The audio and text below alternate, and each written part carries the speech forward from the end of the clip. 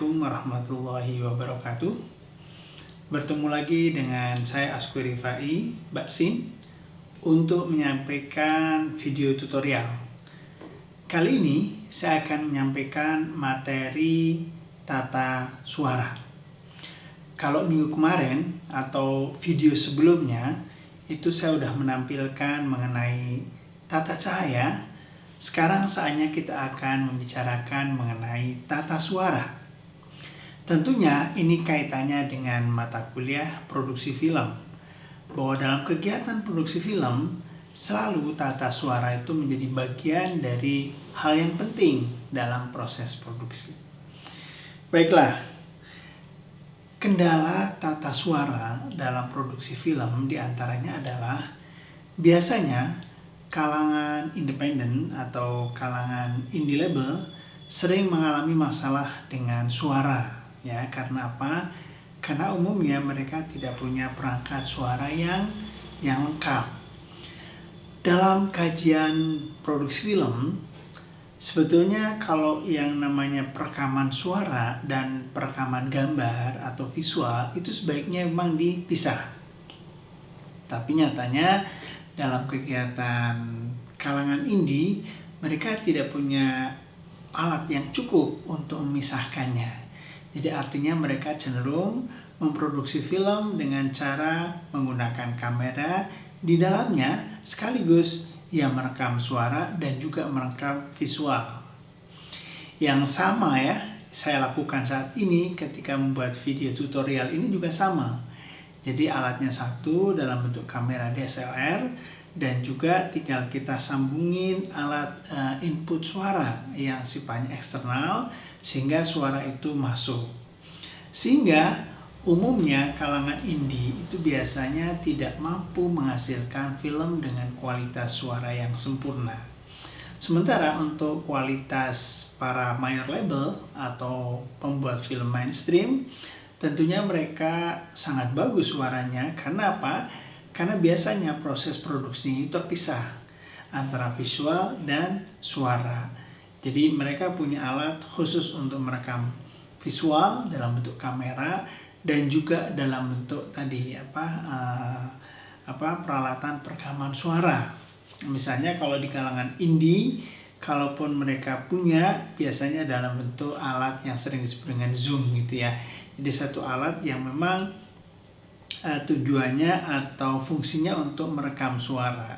Sehingga ketika proses syuting sudah dilakukan, antara visual dan sound itu terpisah dan itu tinggal nanti digabungkan atau di mixing. Oke, dalam kajian film dan video, sound atau suara itu dibedakan menjadi 5. Pertama adalah atmosfer atau suara atmosfer atau orang menyebutnya net sound, natural of sound, ya. Jadi suara-suara alam. Yang kedua, dialog atau dialog. Yang ketiga, VO atau voice over. Kemudian berikutnya adalah soundtrack atau back sound. Dan yang terakhir adalah sound effect. Nah, kita akan membahas satu persatu ya. Yang dimaksud dengan suara atmosfer atau natural of sound atau net sound adalah suara yang kita rekam dari alam, langsung dari tempat kejadian. Nah, biasanya net sound ini diperlukan dalam sebuah video jurnalis. Katakanlah misalnya kalau Anda seorang jurnalis, biasanya ketika meliput satu berita, itu umumnya suara alam sekitarnya itu akan ditangkap. Misalnya ketika seorang jurnalis, dia melakukan liputan mengenai riuh rendahnya suasana sebelum lebaran di sebuah stasiun kereta api. Nah, biasanya suara-suara yang ada saat itu di sekitaran stasiun kereta api itu akan diambil. Nah, itu yang sering disebut dengan atmosfer suara atau suara atmosfer atau sering disebut dengan net sound. Tujuannya apa? Tujuannya kalau untuk video jurnalis tentunya untuk memberikan suatu nuansa ya, betapa pada saat itu suara gaduh itu terjadi di stasiun kereta api. Bagaimana dengan sebuah film? Dengan sebuah film nampaknya kalau net sound itu jarang sekali digunakan. Karena apa? Karena dalam sebuah produksi film tentunya suara itu lebih banyak dikreasi yang nanti dalam bentuk background maupun sound effect gitu ya. Jadi yang pertama adalah net sound. Yang kedua, dialog. Dialog adalah suara yang muncul dari percakapan dua orang atau lebih. Tentunya lawan katanya adalah monolog. Jadi ketika seorang pemeran atau talent itu dia bicara sendiri, kita sering sebut dengan monolog. Tapi ketika terjadi percakapan dua orang atau lebih, kita sebut dengan dialog. Nah tentunya dialog ini juga sama ya. Yang bagus tentunya ketika ada adegan dialog, kita tangkap suaranya itu menggunakan audio recordis ya, artinya terpisah dari kamera. Namun seperti yang saya bilang tadi, biasanya kalangan indie itu tidak punya banyak alat untuk merekam suara, sehingga akhirnya suara pun direkam di alat perekam gambar ya. Sehingga yang terjadi apa, ketika ada mendapatkan suara dialog, itu langsung saja suaranya itu diambil dari saat merekam visualnya gitu ya. Ya kecuali bagi kalangan indie yang punya alat perekam ya, misalnya dalam bentuk alat zoom gitu ya untuk merekam suara, itu bisa. Itu artinya merekam suaranya berbeda dengan merekam visualnya. Oke, yang ketiga disebut dengan VO atau voice over. Voice over itu biasanya dilakukan di dua kegiatan. Pertama, ketika seorang jurnalis televisi melakukan pelaporan, itu biasanya ketika ada berita muncul, di paket berita itu akan muncul yang namanya voice over atau apa, suara narasi. Nah ini tentunya diperlukan untuk memberikan keterangan pada sebuah kegiatan atau berita yang memang ada dilakukan. Jadi VO ini diperlukan pada saat sebuah paket berita itu muncul di siaran berita. Jadi setelah videonya keluar, barulah nanti ditimpali oleh suara VO atau voice over. Tentunya kekuatan sebuah berita itu memang tidak hanya sekedar di visualnya saja, di videonya saja, tapi juga di audionya tadi dalam bentuk voice over atau orang menyebutnya VO. Nah, orang yang suka mengisi suara, VO ini sering disebutnya dengan dubber ya, pengisi suara. Nah, tentunya bisa dilakukan oleh wartawan ataupun orang yang memang bertugas tadi ya, mengisi suara. Nah, itu yang ketiga. Jadi jenisnya adalah VO atau voice over. Nah, untuk kegiatan film, VO dilakukan itu biasanya untuk tadi menampilkan narasi. Jadi misalnya ada sebuah adegan, kemudian adegan itu memang miskin informasi ya, atau katakanlah secara visual itu informasinya sedikit. Itulah akhirnya muncul yang disebut dengan VO atau narasi atau suara narasi. Nah ini beda ya dengan tadi yang untuk kegiatan berita. Baik, selanjutnya adalah soundtrack atau background atau suara nuansa gitu ya. Jadi dalam sebuah film sekarang ini background itu sangat diperlukan. Kenapa? Karena untuk membangun suasana ya. Jadi bagaimana ketika suasana romantik, bagaimana ketika suasana penuh ketegangan karena ada pertarungan atau action. Nah itu muncul yang namanya suara-suara background untuk tadi memberikan nuansa keras ataupun lembut dalam sebuah adegan. Nah itulah mengapa film-film sekarang ini tentunya tadi ya ada background yang ketika orang menyebutnya disebut dengan soundtrack gitu ya. Ada juga musik scorer. Jadi orang menyebutnya ada background, ada musik scorer, ada soundtrack gitu loh. Kenapa ya? Karena tadi ketika soundtrack itu menjadi sesuatu yang yang terkenal, dikenal orang, malah kadang-kadang filmnya itu nggak dikenal, yang justru dikenal adalah soundtracknya. Padahal soundtrack ini fungsinya hanya mendukung sebuah adegan film, ya sehingga sehingga nuansa film itu akan hidup. Cuma terkadang yang saya bilang tadi, justru background atau soundtracknya itu jauh lebih dikenal dibanding filmnya. Ya katakanlah misalnya film Ayat-Ayat Cinta, itu justru kadang-kadang orang tidak pernah menonton filmnya, tapi karena sering dengan suaranya dia menebak, oh ini ayat-ayat cinta. Nah itulah dahsyatnya sebuah backsound ya, terkadang malah bisa mengalahkan filmnya itu sendiri. Padahal awalnya backsound itu hanya dipakai untuk mengiringi, untuk memberikan katakanlah background musik supaya adegan itu lebih bernuansa. Gitu ya. Nah, yang terakhir yang disebut dengan sound effect. Nah, apa sih yang disebut dengan sound effect? Sound effect bahasa lainnya adalah suara kesan. Jadi maksudnya apa? Suara kesan adalah suara yang dibikin untuk memberikan kesan tertentu. Katakanlah misalnya kalau kita membuat sebuah film, ada adegan seorang pemain basket mendribble bola basket. Nah, ini kalau kita ambil langsung dari tempat kejadian, suara bola yang didribble itu tentunya tidak punya nuansa, tidak bergema ya, tidak menarik gitu ya, karena mungkin suaranya cempreng dan yang lainnya. Itulah mengapa kadang-kadang sebuah adegan seperti itu akan lebih bagus kalau ditunjang dengan sound effect atau suara kesan. Jadi suara kesan itu biasanya dibikin setelah proses pembuatan film itu dilakukan. Sehingga para pembuat suara efek atau yang sering disebut dengan kegiatan Foley ya. Jadi Foley itu kegiatan untuk membuat suara efek. Itu tentunya dia harus concern. Kenapa?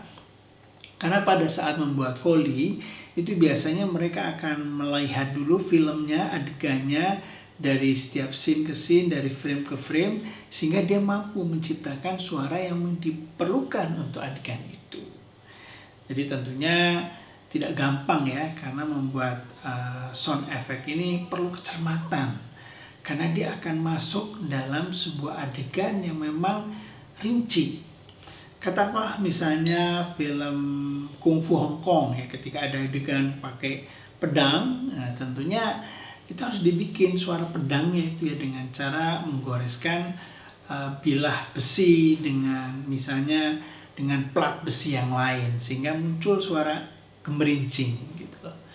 Karena apa? Karena sungguhnya ketika adegan film mungkin itu menggunakan alat yang bukan besi, katakanlah misalnya kayu, ataupun kalau menggunakan besi beneran, suara pada saat adegan itu biasanya akan dihilangkan, karena pasti dia akan menarik dibanding kalau membuat suara atau sound efeknya. Demikian juga adegan-adegan yang lain, ketika adegan film horor ya, suara pintu berderit gitu ya, tentunya juga itu harus dibikin. Kenapa? Supaya nuansa suara itunya nanti akan kerasa. Sehingga apa? Sehingga nanti suara kesannya itu akan kerasa, sound efeknya itu akan kerasa. Misalnya ketika tadi ya, suara orang membuka pintu berderit itu akan menggema. Nah, inilah yang mengapa membuat film itu terkadang perlu waktu yang lama, justru pada saat tadi pengisian suara atau yang disebut dengan Foley ya, membuat suara kesan untuk adegan-adegan tertentu. Demikian juga suara tembakan. Kalau kita perhatikan, kalau kita mungkin pernah lihat ya orang latihan menembak ya di perbakin misalnya, itu ketika suara tembakan itu diletuskan itu bunyinya nggak sehebat ketika kita menonton film. Karena ketika menonton film, adegan menembak itu udah dikasih yang namanya sound effect gitu ya. Jadi itulah beberapa jenis suara yang memang sering dipakai dalam sebuah proses produksi film. Ya. Jadi khusus untuk tata suara tentunya memang tidak gampang. Karena apa? Karena film-film sekarang itu mengandalkan aspek suara. Apalagi ketika film itu disuguhkan di sebuah bioskop ya. Dolby system lah, segala macam stereo system segala macam lah, itu yang akan menjadi kekuatan adalah tadi aspek penata suaraan. Katakanlah misalnya kalau Dolby stereo itu kan sama seperti kita memasang 12 mic ya atau 12 speaker di gedung bioskop kita. Sehingga ketika ada adegan yang menarik itu rasanya kita ada dalam sebuah peristiwa sesungguhnya. Nah, itulah dahsyatnya sebuah sound effect. Makanya tentunya tidak gampang ya membuat sound effect itu. Baik, selanjutnya kita akan bicarakan tentang soundtrack ya. Tadi sudah saya sebutkan tentang soundtrack. Soundtrack adalah tadi suara kesan atau backsound yang sering mengiringi sebuah adegan film. Nah, mengenai soundtrack ini bisa kita bagi menjadi 3 ya. Pertama adalah musik opening ya. Musik pembuka dari sebuah film atau video. Bisa merupakan cuplikan dari musik tema atau sama sekali berbeda dengan musik tema, bergantung kepada tujuan alur yang akan dibangun. Itu namanya musik opening ya. Sering kita lihat begitu muncul film itu akan muncul juga musik openingnya. Nah, itu kita sebut dengan back song. Kadang-kala ada film yang memang musik dan lagunya itu memang diciptakan untuk kepentingan itu sendiri. Jadi artinya sesuai dengan tema. Tapi ada juga musik yang memang tidak sesuai dengan tema. Jadi artinya musik itu mungkin dipakai atau sudah diproduksi dan ternyata itu cocok dengan adegan filmnya. Nah, itu mungkin akan dipakai juga, gitu ya. Yang berikutnya adalah theme song. Musik tema sering dihubungkan dengan isi film melalui lirik atau irama yang dikaitkan dengan tema film atau video. Nah, yang kedua ini theme song. Jadi artinya suara yang seperti yang saya bilang tadi, suara atau musik atau lagu yang memang sengaja dibikin sesuai dengan tadi karakter film. Misalnya karakter film-film western atau film-film cowboy tentunya cenderung musik-musik tadi ya, country gitu ya.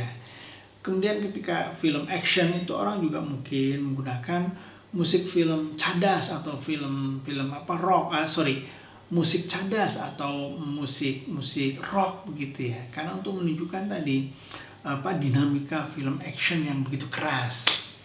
Tapi manakala ada film percintaan melankolis, tentunya ini dibikinlah musik yang memang sesuai dengan tema film. Mungkin bentuknya soft gitu ya.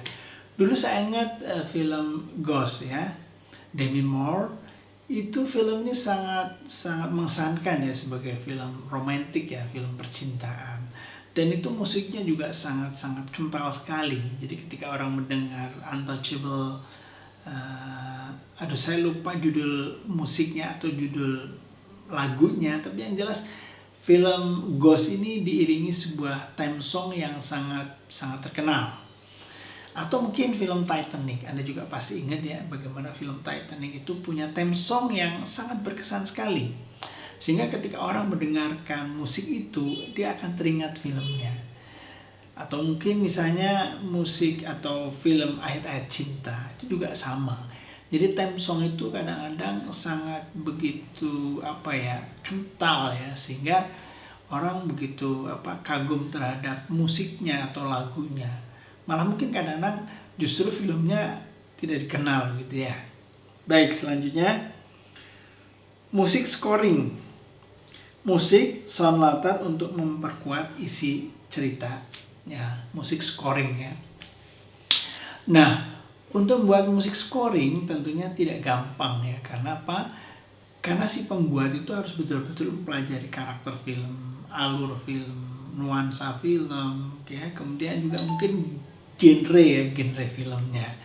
Sehingga bagi mereka pembuat musik scorer itu biasanya akan belajar dulu ketika dia mendapatkan semacam proyek ya untuk membuat musik scoring.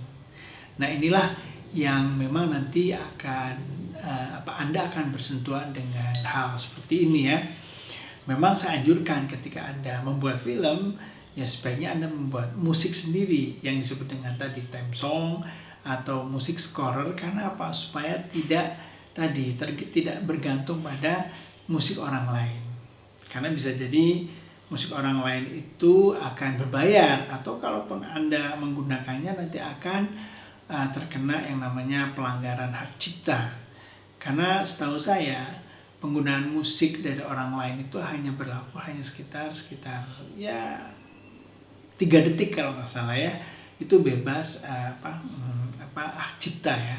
Tapi kebayang mana ada musik untuk film itu hanya berdurasi 3 detik ya, tentunya tidak ada. Nah, alangkah baiknya memang kalau Anda membuat film, bikinlah musik scoring sendiri. Karena kan kalau secara software itu udah banyak sekali. Ada software Fruity Loop, itu bisa Anda pakai karena sederhana.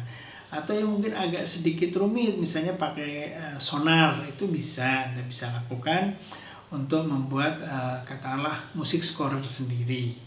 Atau mungkin Anda bisa membeli ya, karena ada stok-stok musik yang memang bisa dipakai dengan cara membeli, dan itu memang harganya juga tidak terlalu mahal. Oke ya. Nah, itu menyangkut menyangkut soundtrack. Nah, selanjutnya saya akan bicarakan menyangkut sound effect. Jadi, sound effect itu dibagi dua. Tadi saya sudah jelaskan mengenai sound effect, dan ini ada semacam tambahan saja bahwa sound effect itu dibagi menjadi dua. Pertama yang disebut dengan natural effect. Apa yang dimaksud dengan natural effect? Adalah hasil rekam dari suara-suara yang terjadi sehari-hari. Misalnya derit pintu, misalnya ketuk pintu, suara halilintar, suara petir, ya, suara gemuruh dan lain-lain. Ini disebut dengan tadi ya natural effect. Jadi artinya kalau Anda menjadi seorang pembuat suara efek, Anda bisa melakukannya yang pertama. Jadi membuat suara-suara natural effect. Jadi suara efek yang kaitannya dengan alam ya, tadi suara derit pintu atau tadi suara gemuruh badai, kemudian kilat dan yang lainnya yang tadi yang ada dalam kehidupan sehari-hari. Itu namanya natural effect. Oke ya. Yang selanjutnya adalah special effect. Jenis audio ini merupakan hasil audio processing yang digunakan untuk menambah efek dramatik. Baiklah, mahasiswa yang saya hormati, pembahasan terakhir mengenai tata suara adalah mengenai jenis mic. Jadi mic sebetulnya dalam pembuatan film kita bedakan menjadi 3. Pertama yang disebut dengan omnidirectional. Jadi mic jenis ini adalah mic yang sumber suaranya itu dia bisa tangkap dari bawah. Jadi artinya sumber suara dari bawah itu bisa ditangkap oleh mic jenis omnidirectional. Itulah mengapa sebabnya banyak sekali mic boom atau gun mic yang memang jenisnya adalah omnidirectional. Sehingga ketika mereka gunakan seperti ini, nah suara-suara yang ada di bawah ini itu akan tertangkap. Sehingga kalaupun ada suara dari arah yang lain, misalnya dari samping kiri atau kanan, apalagi dari atas, itu suara itu nggak tertangkap. Kenapa? Jadi ketika sumber suara itu berasal dari kanan, kiri, atau atas, itu tidak ditangkap oleh mic jenis omnidirectional seperti ini. Sehingga akhirnya orang ketika membuat film pasti menggunakan mic jenis ini. Karena apa? Karena begitu mic dipasang begini, maka sumber suara yang ada di bawah mic ini akan terekam, akan diambil oleh mic directional ini. Begitu ya. Nah, itu alasannya mengapa mic boom atau shotgun itu biasanya menggunakan mic jenis omnidirectional. Karena apa? Karena mic jenis ini hanya mengambil sumber suara yang ada di bawah mic-nya. Nah, sehingga ketika ada suara dari arah yang lainnya itu tidak ditangkap oleh mic jenis ini. Ya. Oke, untuk jenis mic yang kedua yang disebut dengan bidirectional, yaitu jenis mic yang bisa mengambil hanya dari 2 arah suara. Ya. Makanya mic jenis ini tentunya nggak cocok untuk pembuatan film karena nanti sumber suaranya itu bingung ya karena berasal dari 2 arah suara. Itu namanya bidirectional. Dan yang ketiga, yang terakhir adalah unidirectional. Jadi jenis mic ini adalah jenis mic yang bisa mengambil dari berbagai arah suara. Itulah mengapa dalam kegiatan produksi film tentunya mic seperti ini tidak direkomendasikan ya. Tapi mic ini mungkin cocok untuk kegiatan acara-acara ya yang sering dipakai oleh para para MC begitu ya dan yang lainnya. Itulah mengapa dalam proses editing itu nanti ada proses yang disebut dengan mixing. Jadi mixing adalah proses mencampurkan berbagai jenis suara. Itu pun nanti akan diolah di video editing yang berada di tadi track audio. Itulah mengapa software editing itu selalu ada track videonya itu lebih dari 2, lebih dari 3 gitu ya. Ada beberapa track. Malah kadang ada yang menggunakan beberapa track audio ya. Karena apa? Karena begitu beragamnya karena begitu beragamnya audio yang dipakai dalam pembuatan film itu atau dalam proses pembuatan film itu. Jadi tentunya ini berkaitan dengan kreativitas Anda, karena sekali lagi bahwa membuat film itu menembus batas gitu ya. Jadi artinya sebatas kemampuan kita, sebatas kreativitas kita, itulah hasil film yang nanti kita hasilkan. Itu saja dari saya untuk materi kali ini. Selanjutnya kita akan sambung lagi dengan materi selanjutnya, yaitu materi yang ke-5 gitu ya. Tapi tentunya nanti ya setelah Anda pelajari materi yang ke-4 ini. Sekian dari saya. Terima kasih atas perhatian Anda. Terima kasih. Assalamualaikum warahmatullahi wabarakatuh.